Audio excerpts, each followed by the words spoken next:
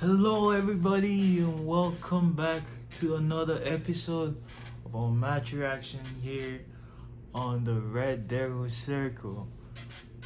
Well, this game was it was it was a good watch. It was a good watch at times, so to say. But one thing I have to point out is that we're a lot. Most of the players out there are still trying to shake the roster. You could clearly see that. Though, I'll go into the players later on, but yeah, we're still trying to shake the raw stuff, and we have two games left. In the friendly, in the friendly games we have to play, we have two games left, and we have just concluded the U.S. tour, and you should think they should be getting to that match. That match sharpness, but it's still missing. So hopefully in the next few games we have before the season officially starts, we'll be able to clean that mess up. So in the first half, I think the football was a little heavy on the eyes to watch. Too many sideways passing. I didn't like that at all. And before I even get to Maguire, man, I'm just gonna talk about someone else because I don't want to look like I hate on the guy too much. In fact, let's get into Maguire. Harry Maguire, man, he doesn't offer the team much, man. It's either our method of playing right now or this Ten Hag system. He's non-existent in it. He doesn't suit it at all, or he was just a mistake in general. And I think the former is the case. I wouldn't want to say someone that was a mistake of assigning 80 million. Obviously that was a mistake, but he doesn't offer the team anything, bro. Nothing. You could put Speed the YouTuber in there to play defense, man, and he would do it as brilliantly as Maguire did it in this game. I assure you that there was nothing that he could have offered that team today. He doesn't play any pass forward, and it's just clear as daylight. He needs to move on, and he's just non-existent in this system of playing. Most of the time, you saw Lindelof trying to make the forward pass and advancing forward, and he's the better of both of them, and obviously that's who we should be looking to keep.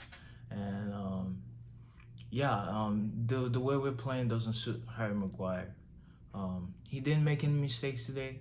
Obviously Lindelof did, but he didn't need to make any mistakes because he was just playing sideways passing, and that was just so frustrating to watch, man. I couldn't stand it. But that's what we were doing most of the first half, sideways passing. Our forward line had no bite. Obviously until he made the change and put Anthony on, where he kind of like mixed things up a bit. Just and you could see how that Ajax system came into play once Forsen, I think that's his name, was came off, and and we started getting more movement in the box in that closing part of the first half, and Van der Beek,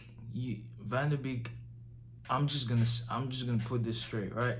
I think Van der Beek, if we're gonna take out a midfielder to bring in the Amrabat signing, obviously I think Fred should be getting sold already. If we're gonna take out another midfielder to bring in Amrabat, I think it should be Ericsson over Van der Beek. Controversial there. Obviously Van der Beek, we can see he's out of favor in this team, out of favor on the first team, clearly, but he still makes those movements off the ball, and you could see it every time that you just disorganize the opponent's defense if you're gonna be making movements every fucking time, and that's what we need. We need that bite in the attack. Like for the past years, so many years, mate, we haven't been playing. We haven't had that cutting edge in our attacking play, and I think Van de Beek could play a role, maybe on the bench, but it's up to Ten Hag. That's his decision to make. It's just from what I've seen, he makes a lot. He makes a lot of runs, makes a lot of plays. We a better team like the one that came in the second half. You know, our first team players. You slot Van de Beek into that, and I'm pretty sure Van de Beek could play well with Bruno because they make those runs all the time, and Bruno knows how to make the forward passing, which the midfield in the first half couldn't do, and that's why we're lacking a lot of bite until the second half. But yeah, Anthony came in and he mixed things up, and it was a little better at the closing stages of the first half, and then I just have to say that fight that the Borussia Dortmund player Adeyemi tried to stir up shit, like that was so annoying, man. Like I can't stand such a character, bro. He didn't need to do that. He just came in and wanted to be some kind of a stuntman, wanted to play a movie role or some shit.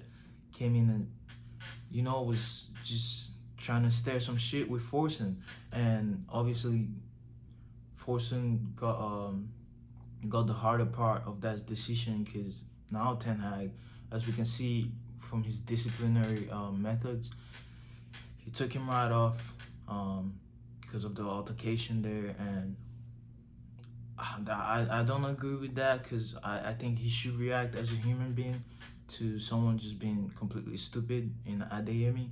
I don't understand why he did that, but that's whatever, right? Um, we're lacking bite in the attack, and I think it's still gonna be a problem going forward.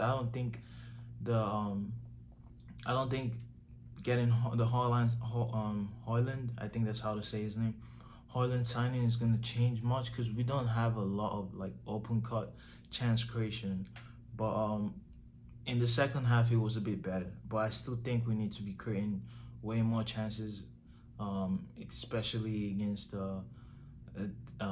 Borussia, a team like Borussia Dortmund, and specifically in the second half where they took some of their good center backs out, their good defensive players out. That's when we started creating some more chances, but we still need to work on creating chances there in the final third, when we're pushing on the attack. Rashford, I think he needs to keep it simple a lot. Like he does too much with the ball. Sometimes you just need to pass and move. He needs to learn that, for crying out loud. Like it's not about you sometimes, man. Just give it and go, right? He was frustrating me so much in that second half. But I think we played all right, and we just gave away too much because of the players being rusty. Lindelof, Wan-Bissaka, Rashford is kind of rusty too. He is rusty as fuck. Um, yeah. Pelestri, he tried, but I don't think I don't think he on the left side. I think on the left side, right, he offers less than what he'll be able to offer on the right side, and that's what we saw there today. But he still made some positive runs forward, and the defender nailed him down most of the time. But he did good, drew in some fouls. I think he'll be much better on the right side where he's more comfortable, right? And I think Jadon Sancho will be the big takeaway for this game. I think Ten Hag still sees a way that Sancho could play in the system, and he's trying to make that work. And there's still a lot of players he's trying to fit in the system. So it's not just Jadon Sancho, but we can tell that he has that confidence in Jadon Sancho to be able to do a role in the system that he kept him there for 70 something minutes. So yeah, we should watch out for that. Sancho might be important going forward. I still think he has that potential there. It's left to see if he can bring it in the Heat, in the Premier League. Um, yeah, there's the negatives and the positives to take away from this game. Um, it's just a lot of players are roster right now. You can't really pin anything down. But I want to give a shout out to the butcher, Lisandro Martinez. He gives those forward plays that really breaks up the line, breaks up the opposition formation, and we're able to go forward. I like the look of Onana, the yelling, and it's quite an act at the back there, which scolding Maguire there was quite a good watch. So yeah, I think he played a good role going forward in the system. It's scary to see how far he comes out, but he does it well. He does it well. He looks a bit chunky for a goalie, but he's pretty good. He's pretty athletic, and I liked watching him. Yeah, he did pretty good. Let's see. Who am I missing? I think our defense in general, Johnny Evans, I don't think he'll be playing a role going forward, but who knows why Ten Hag is trying to play him. Maybe we'll try to get another defender. Maybe Varane might have some concerns for injury later on, but we do need a midfielder, and hopefully we get Amrabat in.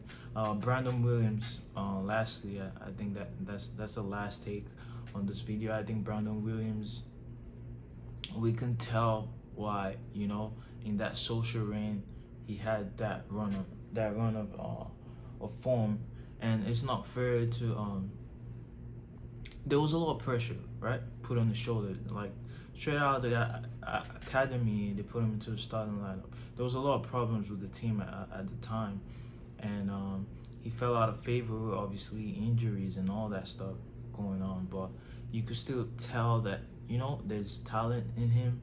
Like he didn't just have that.